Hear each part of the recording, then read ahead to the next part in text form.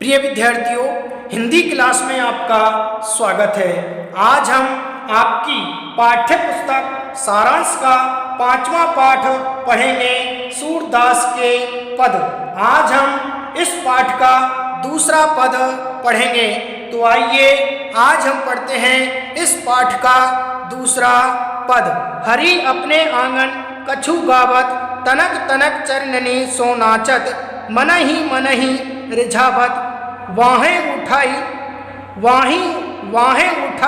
काजरी धोरी, गेनी टेरी बुलावत, कबहू बाबा नंद पुकारत, कबहू घर में आवत, माखन तनक आपने करने, तनक वदन में नावत, कबहू चिते प्रतिबिंब खम्भ में लोनी लिए खवावत, दुरि देखत जसुमती यह लीला, हरस आनंद बढ़ावत, सूर श्याम के बाल चरित नित नित ही देखत भावत, हरि अपने आंगन कछु गावत, तनक तनक चरणनी सो नाचत, मन ही रिझावत, बाहें उठाई काजरी धोरी, गेनी टेरी बुलावत, कबहू बाबा नंद पुकारत, कबहू घर में आवत, माखन तनक आपने कर ले, तनक बदन में नावत, कबहुक चिते प्रतिबिंब खम्भ में लोनी लिए खवावत, दुरि देखत जसुमती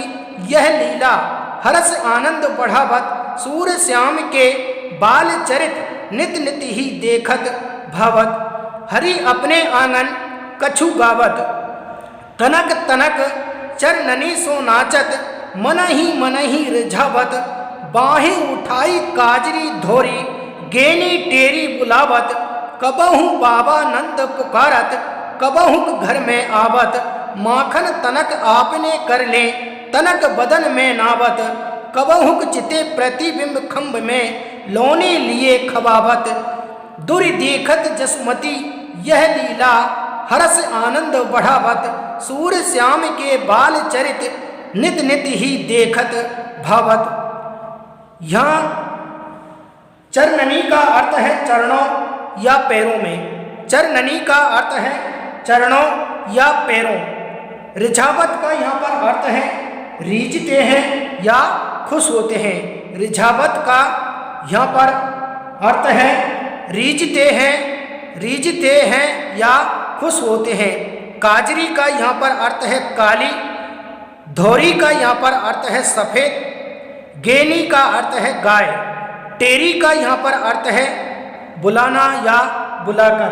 टेरी का यहाँ पर अर्थ है बुलाकर या बुलाना। इसी तरीके से कर का यहाँ पर अर्थ है हाथ। कर का यहाँ पर अर्थ है हाथ। बदन का यहाँ पर अर्थ है शरीर पर, बदन पर। बदन का यहाँ पर अर्थ है शरीर पर। बदन का यहाँ पर अर्थ है शरीर पर। प्रतिबिंब का यहाँ पर अर्थ है परछाई। प्रतिबिंब का यहाँ पर अर्थ है परछाई। लोनी का यहाँ पर अर्थ है ताजा मक्खन। लोनी का यहाँ पर अर्थ है ताजा मक्खन।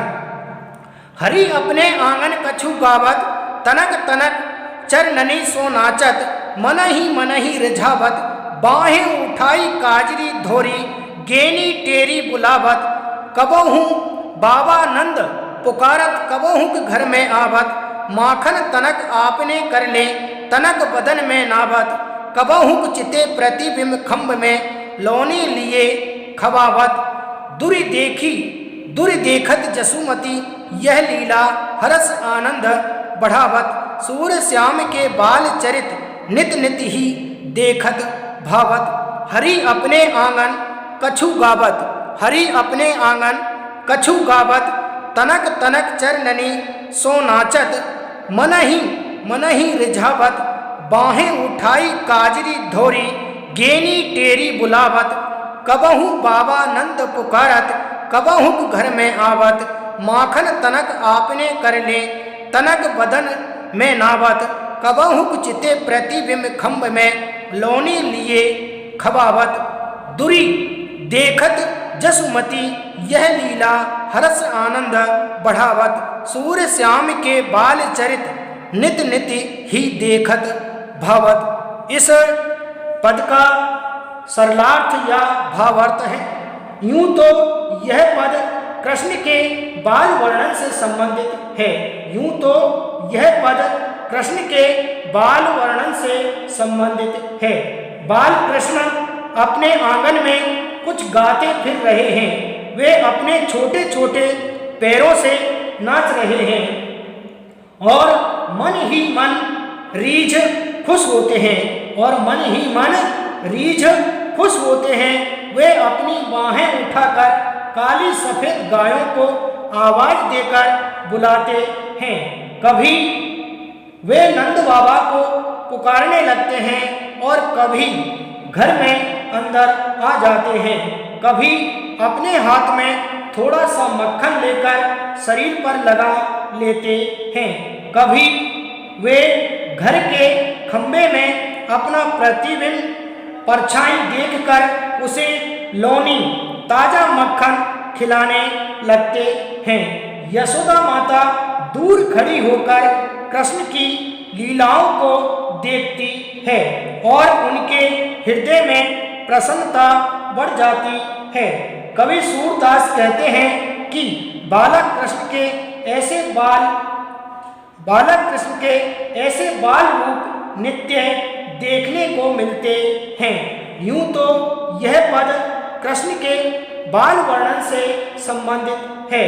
बाल कृष्ण अपने आंगन में कुछ गाते फिर रहे हैं। वे अपने छोटे छोटे पैरों से नाच रहे हैं और मन ही मन रीझ खुश होते हैं। वे अपनी बाहें उठाकर काली सफेद गायों को आवाज देकर बुलाते हैं। कभी वे नंद बाबा को पुकारने लगते हैं और कभी घर में अंदर आ जाते हैं। कभी अपने हाथ में थोड़ा सा मक्खन लेकर शरीर पर लगा लेते हैं। कभी वे घर के खंभे में अपना प्रतिबिंब परछाई देखकर उसे लोनी ताजा मक्खन खिलाने लगते हैं। यशोदा माता दूर खड़ी होकर कृष्ण की लीलाओं को देखती है और उनके हृदय में प्रसन्नता बढ़ जाती है। कवि सूरदास कहते हैं कि बालक कृष्ण के ऐसे बाल रूप नित्य देखने को मिलते हैं। यूं तो यह पद कृष्ण के बाल वर्णन से संबंधित है। बाल कृष्ण अपने आंगन में कुछ गाते फिर रहे हैं। वे अपने छोटे छोटे पैरों से नाच रहे हैं और मन ही मन रीझ खुश होते हैं। वे अपनी बाहें उठाकर काली सफेद गायों को आवाज देकर बुलाते हैं। कभी वे नंद बाबा को पुकारने लगते हैं और कभी घर में अंदर आ जाते हैं। कभी अपने हाथ में थोड़ा सा मक्खन लेकर शरीर पर लगा लेते हैं। थोड़ा सा मक्खन लेकर शरीर पर लगा लेते हैं। कभी वे घर के खंभे में अपना प्रतिबिंब परछाई देखकर उसे लोनी ताजा मक्खन खिलाने लगते हैं। यशोदा माता दूर खड़ी होकर कृष्ण की लीलाओं को देखती है और उनके हृदय में प्रसन्नता बढ़ जाती है। कवि सूरदास कहते हैं कि बालक कृष्ण के ऐसे बाल रूप नित्य देखने को मिलते हैं। इस तरीके से आज हमने इस पाठ के दूसरे पद का विस्तार पूर्वक विधिवत रूप से अध्ययन कर लिया है। आप भी घर पर इसे 2-3 बार पढ़ें और इसका सरलार्थ या भावार्थ समझें और इसे अपनी उत्तर पुस्तिका में लिपिबद्ध करें ताकि आपकी परीक्षाओं में इससे संबंधित प्रश्न पूछे जाते हैं तो आप बड़ी सरलता और सुगमता के साथ उसका उत्तर दे सकते हैं। आज के लिए इतना ही, शेष कल पढ़ेंगे। Thank you.